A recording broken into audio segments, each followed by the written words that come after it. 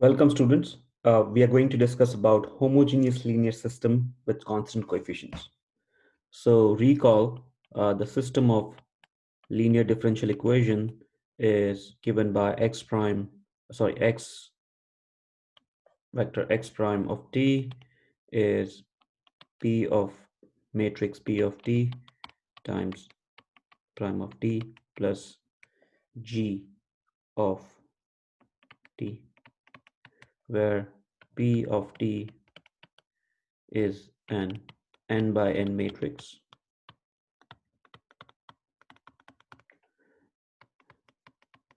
X of t is this vector of functions, and g of t is g1, again a vector of functions and n cross 1 matrix. So this is how a general system of equation is given. Now we will solve a very special case, namely when you have g of t is 0. So in that case it will become homogeneous system, and when P of t is a constant matrix, that means the entries are only real numbers and no functions. So that means it's independent of t. So let's replace this by a here. G of t is 0, so that is gone. Okay, so we have the following system of linear differential equation. Now in this case, again, we are taking a to be constant, so hence we call such system to be constant coefficient, because a is consists of only constant. Homogeneous system, because there is no g of t, right? So that's the goal for this chapter on how to solve these system. So let's start with case when n equals to 1. So if n equals to 1, your matrix A can be thought of as just one number A, right? Because every number is a 1 cross 1 matrix if you want to view it from a matrix perspective. So in that case, we have x prime is equal to ax. Note that x prime is same as dx by dt. So we have dx by dt equals to ax, and we know that solution to such differential equation is given by xt equals to c times e to the power at for some constant t, for some constant. Yeah.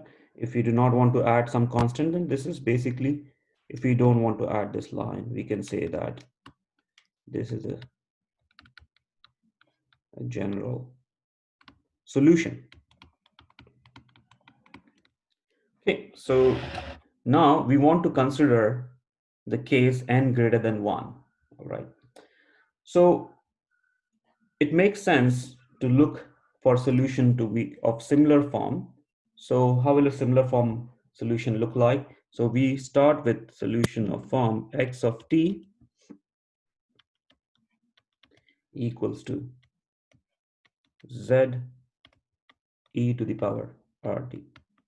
Yeah, and we are postulating this to be solution, and then we'll see whether there's a possibility of such a solution to exist. All right, this is a very common theme in differential equations. You basically postulate a solution. Note that this postulate is not a random postulation. It's based on, say for example, in this case, we are trying to generalize this idea for the solution. And then we basically, once we find a solution, we say that these are enough to span the proper or the complete solution, right? So that was the idea behind the fundamental set, that once you get the solutions, you say that every other solution is a linear combination of this, and hence you have produced all the solutions, or you have produced the general solution. So that is a theme, and we'll continue with that theme. So now we are postulating that this to be a solution where Z is a vector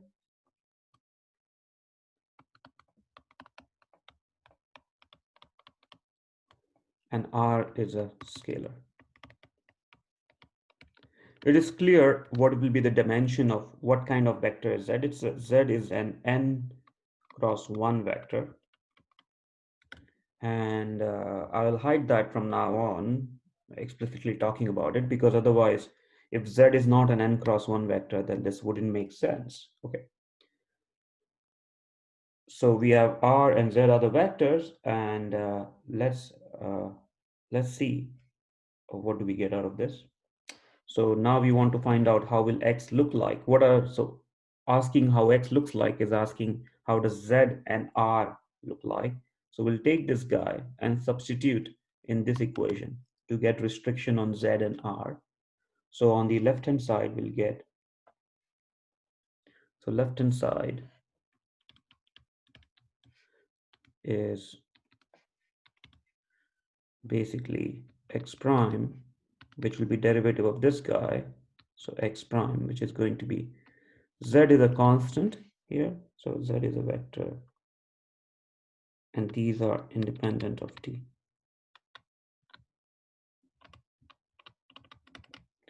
So X prime is going to be Z as it is, it's a constant R e to the power RT, and that should be equal to RHS, which is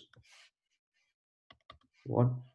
RHS is e to the power RT Z times A. Yeah, so that means these two are equal. So that is, we have Z R e to the power RT Z equals to e to the power RT times A Z. Now note that e to the RT is not, so we can get rid of e to the RT, it's constant. So therefore we get what? AZ, I'm gonna rewrite it, flip it around. AZ equals to RZ. So this should immediately remind you of something, namely that R is an eigenvalue and Z is an eigenvector. So now it basically, so the problem has now reduced to finding eigenvalues and eigenvector. All right. So let's work on a problem now. So find a general solution of system x prime equals to minus 5465x. So again, now we already know what are the solutions going to be. The solutions are namely of form z e to the power rt, where z is the eigenvalue, z is the eigenvector corresponding to eigenvalue r. So first let's find eigenvalue of this. So first step, find eigenvalues.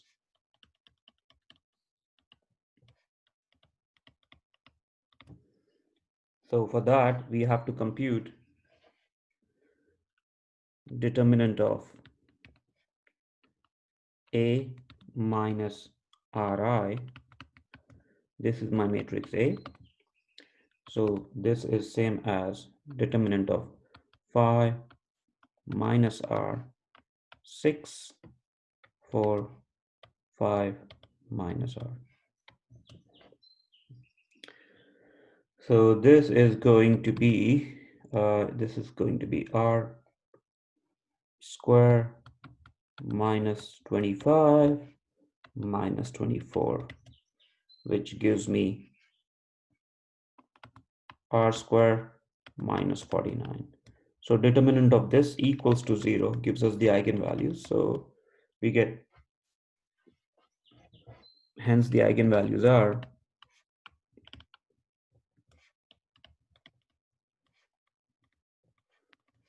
this gives me R1 equals to 7 and R2 equals to minus 7.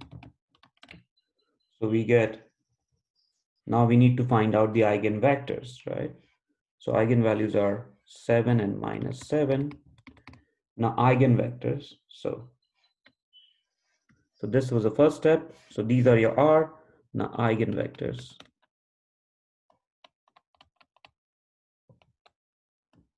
So eigenvectors say corresponding to R1 equals to 7, right? So corresponding for R1 equals to 7. So we'll have what? For how do you find an eigenvector? You say, well, this is A minus R1I times Z, and you want to solve for this vector Z now. So this is same as we have A minus R1. So I have minus 5. So you see that it only gets subtracted from diagonal. So minus 5 minus 7 is minus 12. Then you have 4 as it is, 6 as it is, 5 minus 7, which is minus 2. And you want to solve for Z. So let's call Z to be Z1, Z2 equals to 0, 0. So you can see that this will give me, we want to solve this. So note that the equation 1 and equation 2 are basically, so the row 1 is a multiple of row 2. So if you want to do row reduction before going to find out the eigenvalues, so you can basically see that this will give me minus 4, so sorry, minus 3, 1, 0, 0. I'm doing a row reduction because I want to find out. So this will give me Z2 equals to 3Z1, and in that case we can take Z1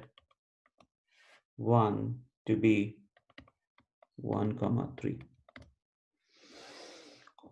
right? So this vector is calling this as Z1.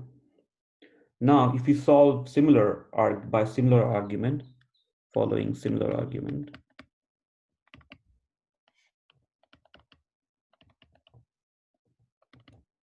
you will see that Z2,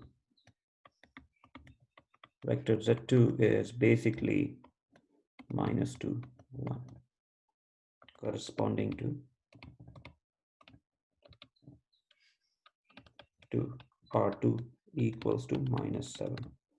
So now let's write down these solutions. So what are our solutions? So our solutions are x1, the first solution is z1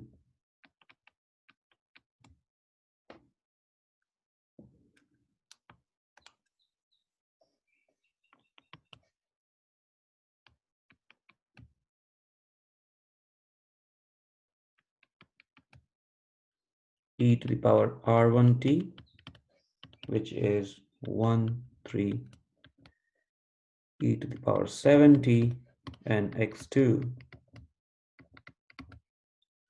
is going to be z2 e to the power r2t equals to minus 2, 1 to the power minus. So these are the two solutions, but our job is not done yet because we want to show that these solutions are fundamental. Yeah, it's only when you show that they are fundamental, you are able to show that, oh, these will span, or the linear combination will give me all the possible solutions. Yeah. So next step is, so this is how you write down the solution. So are the solutions.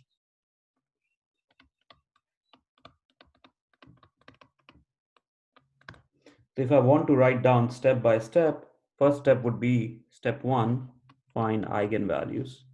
Second step would be to find out eigenvectors. So step 2, step 1, And then step 3 would be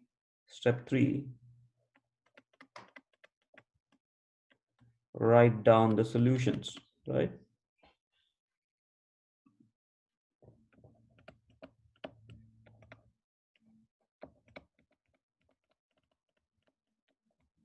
Step 4 will show that these solutions are fundamental, all right? So we already know a priori, so you should, well, without checking, how do you say that these solutions are fundamental?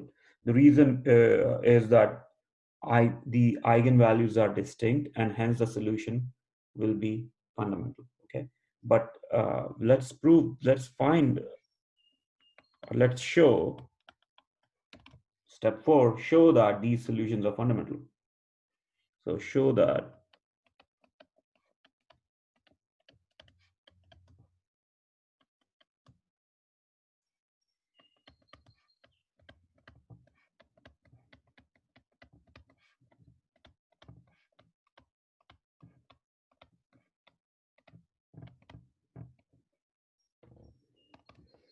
now the way you show that they are fundamental is by computing the Wronskian, all right?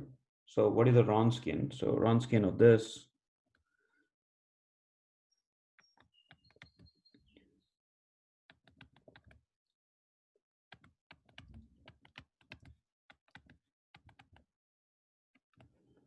T is basically determinant of, you concatenate them as rows, sorry, as columns, my bad.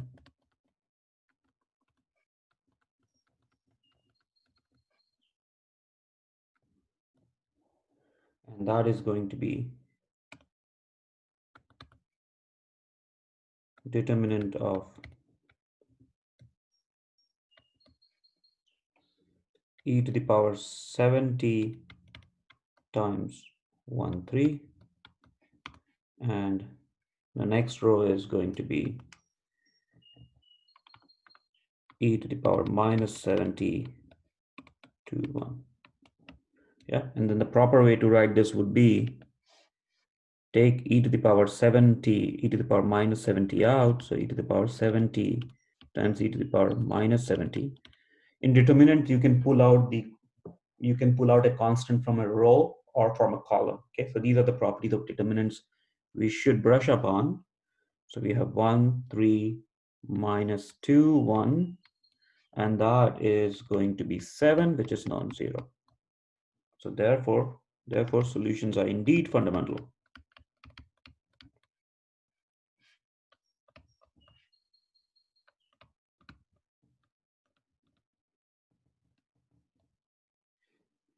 Or solutions form a fundamental set. Now step 5, I'm basically interested in writing down the general equation, so general solution. So the general solution is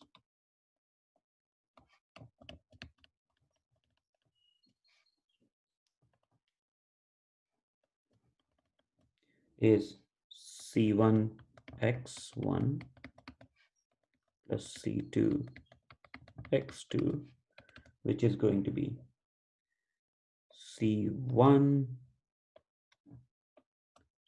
1 3 e to the power 70 plus C2 minus 2 1 e to the power minus 70. So this forms a general set of solution. All right, so let's summarize the case. So we have summarized this case now. The summary is here. So you start with, basically, if you have x prime t equals to ax, where A is a 2 by 2 matrix, R1 and R2 are distinct eigenvalues, then the general solution is of form C1x1 plus C2x2, where x1 is given by z1 e to the power R1t. Put this in bracket if you wish. and z2 e to the power r2t, with z1 and z2 are corresponding normalized vectors. Yeah. All right. Now, the case where A either has a complex conjugate pair of root of eigenvalues or repeated eigenvalues will be discussed in the later part of the later lectures. Okay.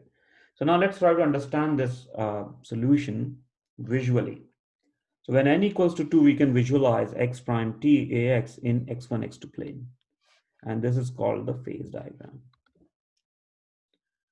So the direction field can be found out for this system by evaluating ax at the point x1, x2 at the face and plotting them. So this gives us a quantitative understanding of solution. If the curves represent a representative of solutions are drawn on the phase plane, we call them as phase portrait. Yeah. So see the difference between the phase lines and the phase portrait. All right. So here the dimension, we are in two dimensions. So for example, let's look at the following. So we want to draw the face portrait of this guy. So again, this is same as the equation we were considering on the top here.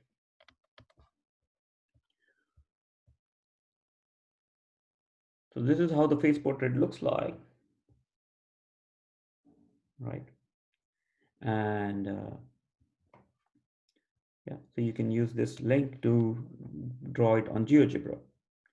Now we want to understand the stability and equilibrium and so on and so forth. Okay.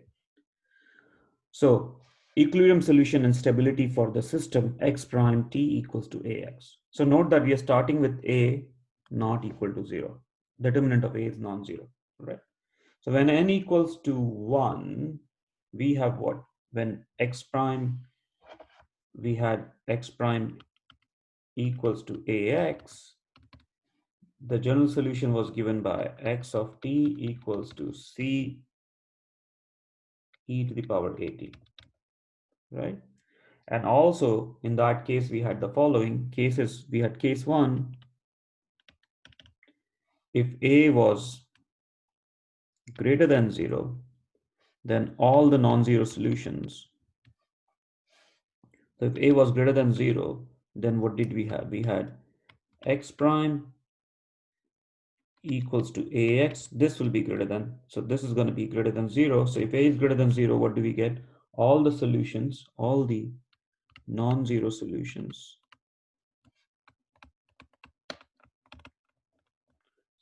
diverged away from the equilibrium, right?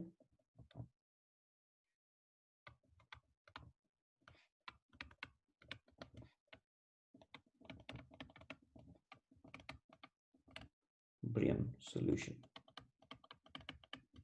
And case 2, if a was less than 0, then all the solutions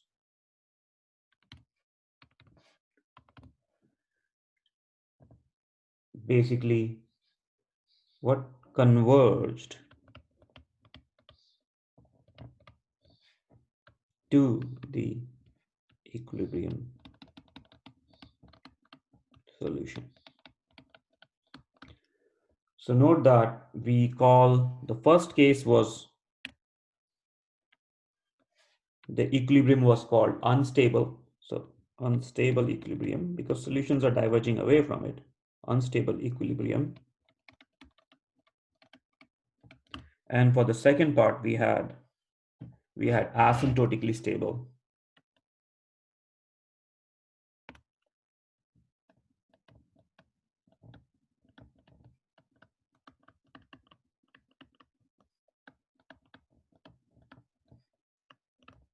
Asymptotically stable equilibrium. Yeah, our goal now is to take it for n greater than equal to 2. So now, so we want to discuss the equilibrium and the stability of this. So consider the solutions. So these are the solutions for us. We have already found them out.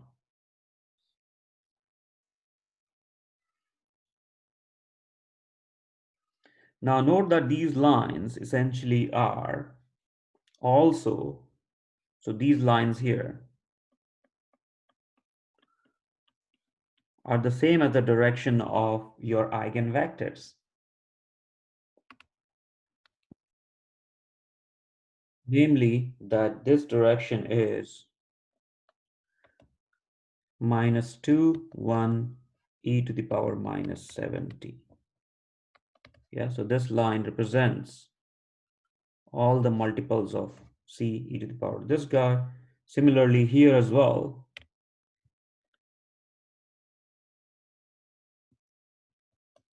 so this represents 1 by the 1, 3 e to the power 70. I mean, you can take the signs with positive and negative. So if this is positive, you can think of this as this direction to be 1, 3 power 70 with a minus sign. So these are the directions. Now note the following. If you look at x1, x1 goes where? So x1 goes to, if you look at this solution, as x goes to infinity, x1 goes to infinity, and x2 goes to what? x2 goes to 0, 0, right? So x1 goes to infinity in both the components, right? Yeah, so that is represented by infinity, and x2 goes to 0, 0 as t goes to infinity.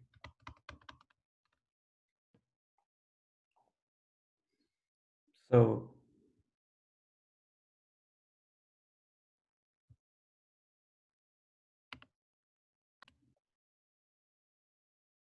the idea is the following. Now consider an arbitrary solution, x equals to c1, x1 plus c2 2. So if c1 is not 0, then what happens? Then as t goes to infinity, c becomes closer to this solution, right? Because that one has, this solution has e to the power -70, and as you take larger and larger t, this will reduce down to close to 0. So as t goes to infinity, your solution basically becomes equivalent to, your general solution becomes equivalent to c1 x1. So that is, it diverges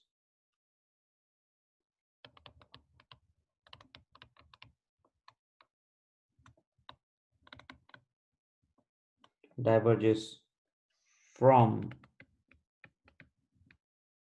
0, 0, and is asymptote to line x2 equals to 3 x1. Yeah. So again, recall what you're plotting. So you plotted here, you have these axes, right?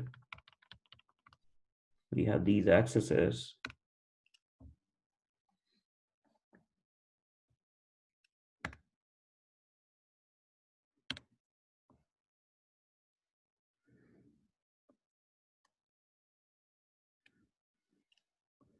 This is my x-axis here, or sorry, this is my x1 axis because we are discussing x1. This is our x2 axis.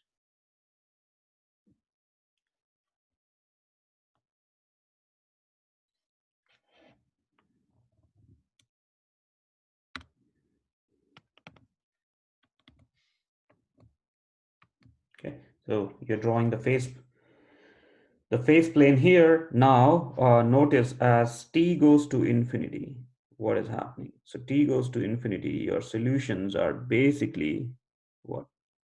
Solutions are getting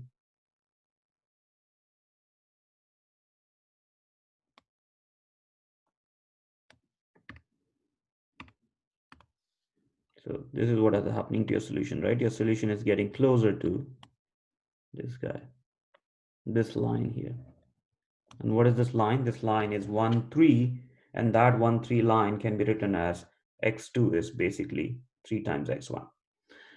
So that is happening when you're starting from this point. So again, it depends on the initial value. Or if you're going this way, if you start from the other side, this is what is happening to your solution. So your solution is going to stick asymptotically to this line, right? Now, conversely, let's look at the case when what? When C1 is 0. So if C1 is 0, what do we get? If C1 equals to 0, then we have what? Then we have x equals to C2 x2. And in that case, you can see if just this part remains, as t becomes larger and larger, this will become 0, and multiplying to that vector will give it 0. So x, your solution x, becomes close to 0 vector for large t.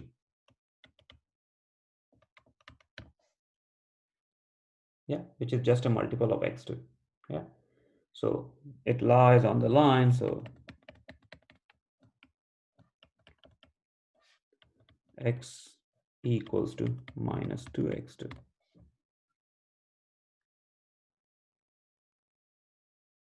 Yeah, so that is the scenario here. So if you look at this scenario,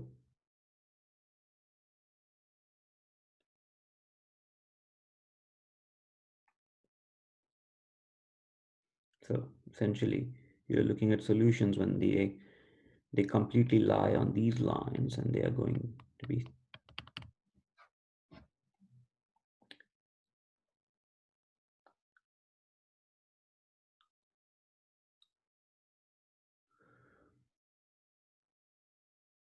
so this is a setup, and the equilibrium solution is called the equilibrium solution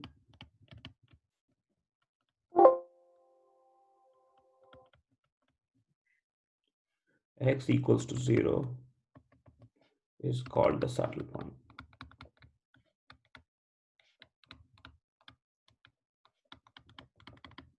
Right, so x equals to 0 is the solution here.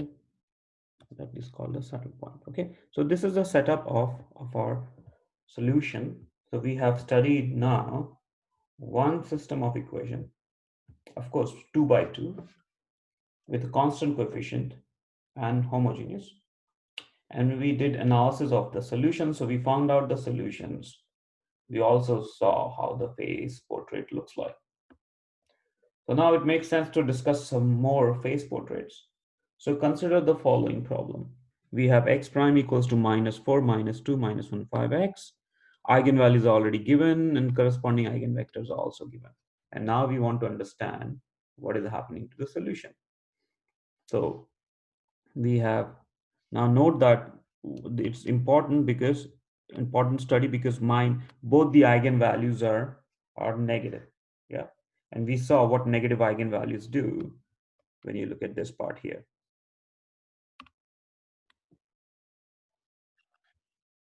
In this case, we'll have x of t is c1 1 e to the power minus 6t plus c2 minus 2 e to the power minus 3t. Now, as t goes to infinity, you can see from here, if t goes to infinity, xt goes to 0 vector.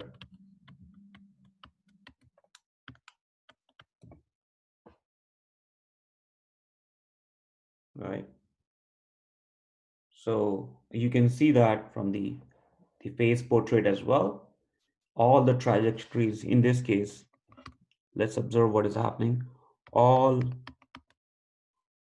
trajectories approach the equilibrium x equals to 0. Yeah, so you should note that x equals to 0 is in equilibrium for both of them, right? Why is that? Because, well, you have ax equals to x prime, right? So x prime, so when you basically are looking for x prime equals to 0, that is same as saying ax equals to 0. But a is a non-zero, sorry, the determinant of a is not 0. So this would imply that this is 0, right? So 0, the vector, so solution x equals to 0 is an equilibrium solution, all right? So we refer to this equilibrium as, we call this, because everything is converging to this, we call this as stable node. Yeah. So this equilibrium is referred as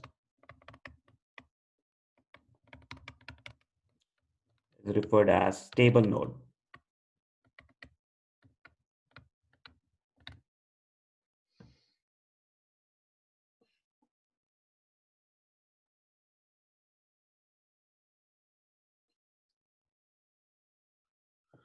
Also note that x of t is roughly c2 2 minus 1 e to the power minus 3t as t goes to infinity, right? So hence the solution approaches what?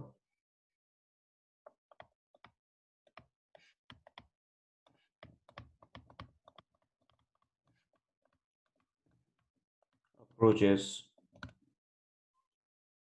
0 asymptotically. Of course, all the solutions are approaching to 0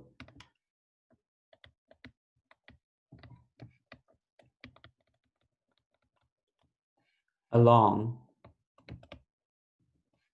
the line x2 equals to minus half x1, right? Because this is what the relation is here, or 2x1 equals to minus 2x2. Howsoever you want to look at it. Why is this part? Because you see minus 6t will go to 0 much faster, right? That's the reason why.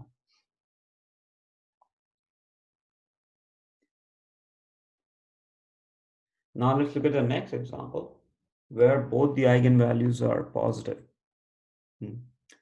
So again, in this case, the solution will be given by x of t is c1, 1, 1, eigenvector times eigen e to the power 6t plus c2 minus 2, 1 e to the power 3t. Now, you can see that as t goes to infinity, this will go to infinity, right? So all the solutions are basically, they are going away from the equilibrium 0. So here observe all trajectories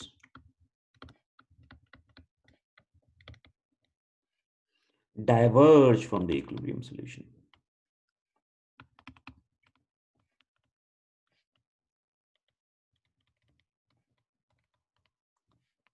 X equals to 0, and 0 is a vector. So we'll refer we refer equilibrium as, this equilibrium is referred as unstable, right? Because all the solutions are going away from it. Equilibrium is referred as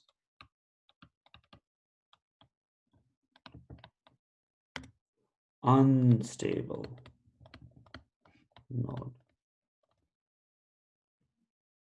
Okay.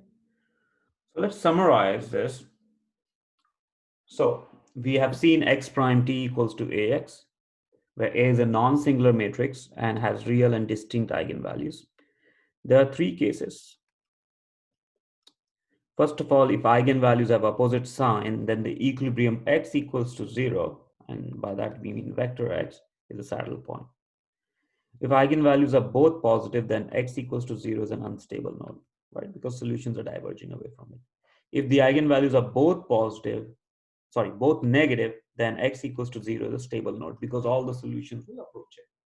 Yeah. And that can be clearly seen from the exponents of E. right? In this case, both the exponents are positive, so it will diverge away. In this case, both the exponents are negative, so it will converge to the equilibrium, which is x equals to 0. And in this case, you will get a saddle point. Depending on what path you take, you will get you'll get to the equilibrium solution or away from equilibrium solution. Thank you for your attention.